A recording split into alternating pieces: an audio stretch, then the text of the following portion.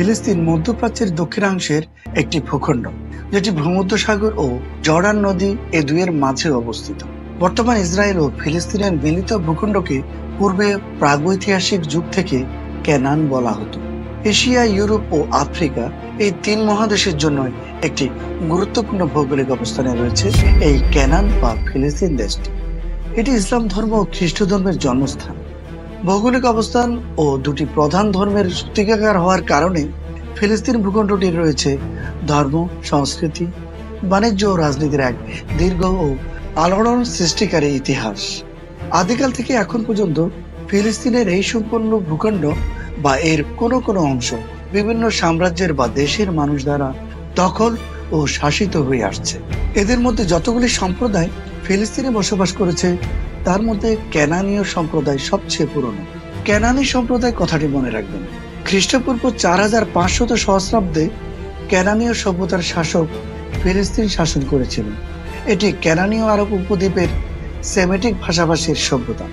ফিলিস্তিনের পুরনো ইতিহাস জানতে হলে আমাদের নজর দিতে হবে ধর্মগ্রন্থে, কারণ প্রত্নতাত্ত্বিকভাবে সমর্থিত হোক বা না হোক, ধর্মীয়ভাবে ইসরায়েল আর ফিলিস্তিন জাতি নিজেরা কি বিশ্বাস করে তাদের ধর্মীয় ঐতিহ্য নিয়ে, সেটা তাদের এই পবিত্র ভূমি নিয়ে কাড়াকাড়িতে খুবই গুরুত্বপূর্ণ।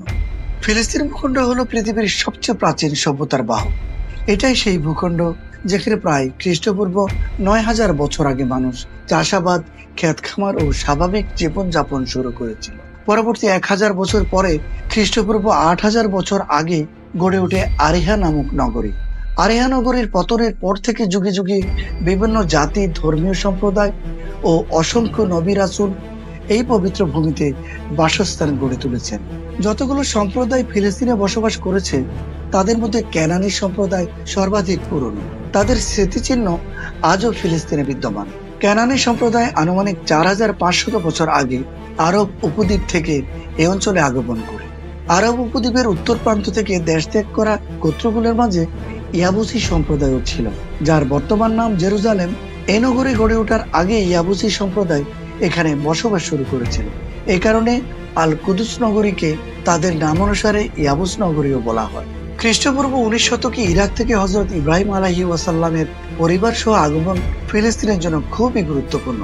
তার মাধ্যমে ফিলিস্তিনে তাওহীদের প্রদীপ নতুন করে প্রজ্বলিত হয়। কেননা নূহ আলাইহিস সালামের জামানায় প্লাবনে সব ধ্বংস হয়ে গেলে তিনি সর্বপ্রথম তাওহীদের বাণী প্রচার শুরু করেন। তিনি ও তার স্ত্রী সারা ইরাক থেকে ফিলিস্তিনে আগমন করেন এবং জেরুজালেমে একটি উপাসনালয় গড়ে তোলেন, যা পরবর্তীতে বাইতুল মাকদিস নামে পরিচিতি লাভ করে। হযরত ইব্রাহিম আলাইহিস সালামের দুই ছেলে ইসমাইল আলাইহিস সালাম ও ইসাক আলাইহিস সালাম। ইসমাইল আলাইহিস সালাম শিশু অবস্থায় তার মা হাজেরা সহ মক্কায় নির্বাসিত হন। হযরত ইব্রাহিম আলাইহিস সালাম তার অপর ছেলে ইসাক আলাইহিস সালাম সহ তার বংশ পরম্পরা এই পবিত্র ভূমির পরিচর্যা করেন। ভিউয়ার্স, এই কথাটি মনে রাখবেন, হযরত ইব্রাহিম আলাইহিস সালাম তার অপর ছেলে ইসাক আলাইহিস সালাম সহ তার বংশ পরম্পরা এই পবিত্র ভূমির পরিচর্যা করেন। পরবর্তীতে এ সম্পর্কিত একটু আলোকপাত করব। হযরত ইসাক আলাইহিস সালামের সন্তানের নাম ইয়াকুব আলাইহিস সালাম। তিনি ফিলিস্তিনে জন্মগ্রহণ করেন। ইয়াকুব আলাইহিস সালামের আরেক নাম ইসরাইল আলাইহিস সালাম। তার 12 জন পুত্র ছিল। তাদের একজন ইউসুফ আলাইহিস সালাম। তিনি ছোটবেলায় ভাইদের চক্রান্তে মিশরে উপনীত হয় দাস হিসেবে। এক সময় তাকে জেলে যেতে হয়। জেলে থাকা অবস্থায় 7 বছর পর ইউসুফ আলাইহিস সালামের ভাগ্যের চাকা ঘুরে যায়। আল্লাহর ইচ্ছায় মিশর কর্তার স্বপ্নের মানে বলে দিতে পারার কারণে নিজেকে মিশর কর্তার ডান হাত হিসেবে আবিষ্কার করেন এবং একই সাথে আল্লাহ তাকে নবী মনোনীত করেন। ফিলিস্তিনে বা কেনানে দুর্ভিক্ষ শুরু হলে অন্য ভাইয়েরা সাহায্য চাইতে মিশরে আসে ইউসুফ আলাইহিস সালামের কাছে। তিনি ভাইদের পরিচয় পেয়ে সব ভাইদের তাদের কৃতকর্মের দোষ মাফ করে দেন এবং সম্মানের সহিত সবাই মিলে মিশরে বসবাস করতে থাকেন এবং তাদের বংশধররা 400 বছর মিশর শাসন করতে থাকে। পরবর্তীতে শাসন ক্ষমতা চলে যায় আবার মিশরের ফারাওয়ের হাতে এবং ইসরায়েলিরা তৎকালীন মিশর কর্তার দাসে পরিণত হয়। তখন এক ইসরায়েল বংশোদ্ভূত মিশরীয় যুবরাজ, যিনি পালিত পুত্র, নিজেকে রাজপরিবারের সমস্ত আয়েশ থেকে বিচ্ছিন্ন করে বহু বছর বাদে ইসরায়েলের নির্যাতিতদের নেতা হিসেবে আবির্ভূত হন। তিনি আর কেউ নন, নবী হযরত মুসা আলাইহিস সালাম। পরে তিনি ইসরায়েলীদের মিশরকর্তা ফারাওয়ের হাত থেকে রক্ষা করার জন্য লোহিত সাগর পার করে নিয়ে যান ওপারে এবং এভাবে ইসরায়েলীদের দাসত্ব থেকে মুক্ত করে নিয়ে আসেন মিশরের সিনাই উপত্যকায়। মুসা আলাইহিস সালামের বংশধরকে বনী ইসরায়েল বলা হয়। খ্রিস্টপূর্ব 1650 থেকে 1550 ফিলিস্তিনে তখন মিশরের বিদেশি সম্রাট হ্যাক্সসদের শাসন চলছিল।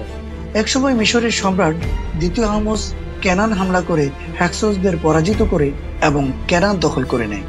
আর সম্রাট আহমস কেনানীদের মনে করে হ্যাক্সসদের সহযোগী, তাই তাদের উপর নেমে আসে প্রচন্ড জুলুম ও নির্যাতন। অত্যাচার চলে প্রায় 300 বছর ধরে। এই সময় এক ইলাহাবাদী কেনানীরা এক পর্যায়ে মূর্তি পূজায় লিপ্ত হয়।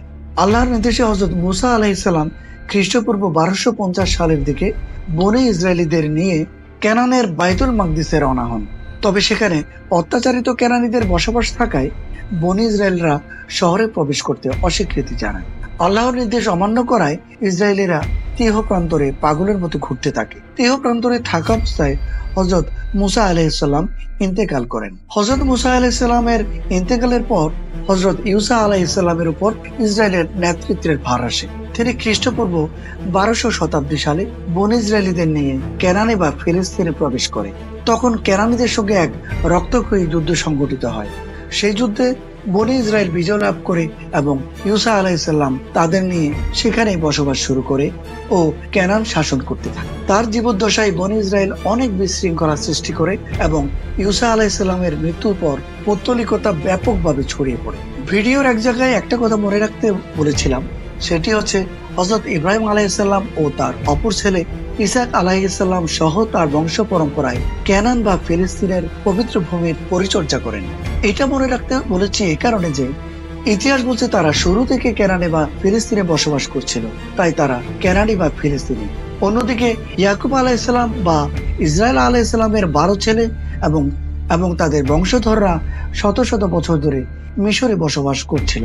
পরে মুসা আলাইহিস সালাম ও ইউসা আলাইহিস সালামের সাহায্যে মিশর থেকে এসে যুদ্ধ করে কেনান বা ফিলিস্তিন দখল করে নেয়।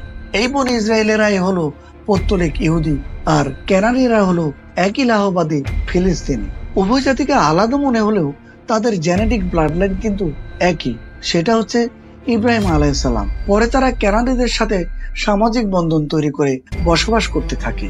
ভিডিওর শুরুতে বলেছিলাম এই কেনান বা ফিলিস্তিন 20টি জাতির বা শাসক দ্বারা শাসিত হয়েছিল।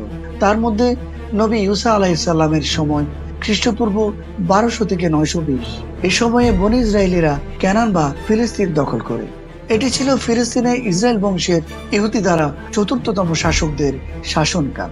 এরপর খ্রিস্টপূর্ব 11 শতকে দাউদ আলাইহিস সালাম ইসরায়েলবাসীর নেতৃত্ব দেন। তখন ইসরায়েলিদের সাথে কেনানীদের বা ফিলিস্তিনিদের ভয়াবহ রক্তক্ষয়ী এক যুদ্ধ হয়। ইসরায়েলিরা সে যুদ্ধে জিতে ফিলিস্তিনের সবচেয়ে বড় ইহুদিবাদী রাষ্ট্র গড়ে তোলেন এবং 40 বছর ধরে শাসন করে। এটাই ছিল সর্বপ্রথম ঈমান ও আহলে ঈমানের আধিপত্য। দাউদ আলাইহিস সালামের ইন্তেকালের পর হযরত সুলাইমান আলাইহিস সালাম বনী ইসরায়েলের নেতৃত্ব গ্রহণ করেন। তার ইন্তেকালের পর বনী ইসরায়েলের 12টি গোত্র বিভক্ত হয়ে যায়। খ্রিস্টপূর্ব 721 সালে শিয়া সম্প্রদায় কেনান দখলের মাধ্যমে বনী ইসরায়েল ইহুদিদের 200 বছরের বেশি সময়ের সাম্রাজ্যের অবসান ঘটে। এরপর ব্যাবিলনীয় সভ্যতা, পারস্য সভ্যতা, প্রাচীন গ্রিক সভ্যতা, রোমান বা বাইজেন্টানীয় সাম্রাজ্য, প্রাথমিক যুগের মুসলিম খিলাফত যেমন খ্রিস্ট পরবর্তী উমাইয়া বা মুসলিম শাসন বা ওমর রাদিয়াল্লাহু আনহুর খিলাফত, আব্বাসীয় খিলাফত, সেলজুক খিলাফত, ফাতিমি খিলাফত, খ্রিস্টান ক্রুসেডার বা ধর্মযোদ্ধাগণের শাসন, শেষের দিকে মুসলিম খিলাফত যেমন আইয়ুবী খিলাফত, ওসমানীয় খিলাফত, ব্রিটিশ সাম্রাজ্যের 1817 সাল থেকে শাসন, জর্ডানি শাসন পশ্চিম তীর অংশটুকু, মিশরীয় শাসন গাজা অঞ্চল এবং বর্তমান আমলের ইসরায়েল ও ফিলিস্তিনি শাসন সহ এরকম বহু জাতি, সম্প্রদায় ও সাম্রাজ্যের শাসকবর্গ যুদ্ধের মাধ্যমে দখল করে এই অঞ্চলকে শাসন করেছেন। তবে যারাই শাসন করুক না কেন, এই অঞ্চলের অধিবাসীরা তো এখানেই রয়ে গেছে, তার মানে ফিলিস্তিনে রয়ে গেছেন। বিভিন্ন শাসকদের আমলে ফিলিস্তিনের বিভিন্ন নাম ছিল। নামগুলো হচ্ছে কনান, জায়ন, ইসরায়েল ভূমি, দক্ষিণ সিরিয়া, জন্দ ফিলিস্তিন এবং পবিত্র ভূমি।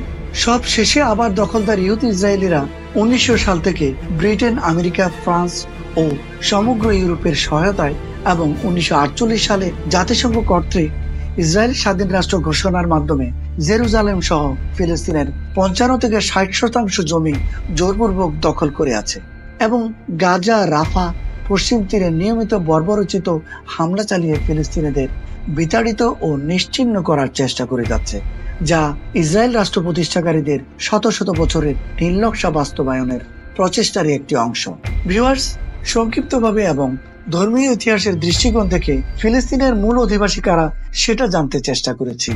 এবার আপনারাই বলুন, বংশানুক্রমিক ও জন্মসূত্রে এবং ইতিহাস অনুসারে এই পবিত্র ভূমির আসল জাতীয় হকদার কারা? কমেন্ট করে জানাতে ভুলবেন না। আজ এ পর্যন্ত। সবাই ভালো থাকবেন, সুস্থ থাকবেন। আল্লাহ হাফেজ।